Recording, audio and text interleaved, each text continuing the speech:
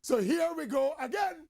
The Maverick to clarify and explain a couple of controversial refereeing decisions in the big Premier League clash between Liverpool and Tottenham Hotspurs.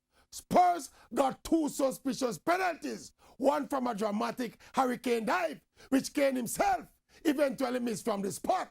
But the real shameless, bare-faced highway robbery was in this Eric Lamela theatrical dive. The on-field referee said play on, but his assistant insisted and convinced the referee it was a foul by Virgil van Dijk and a penalty to Spurs. But look again, Van Dijk actually pulled out of the tackle and made little or no contact with Lamela. In fact, it was Lamela who leaned back into the defender and then dived like him get shot.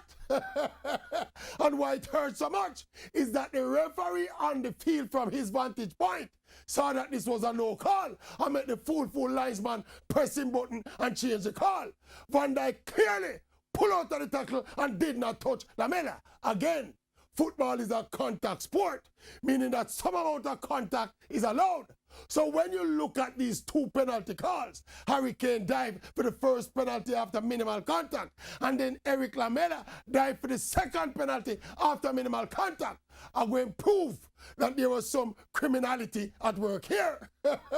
Look at the assistant referee. After he convinced the referee it was a penalty, watch the assistant a clenching fist and a celebrate. This is highway robbery. If that right there is a foul and a penalty against Liverpool, then the Maverick have two heads. No, not a camera, check that. No.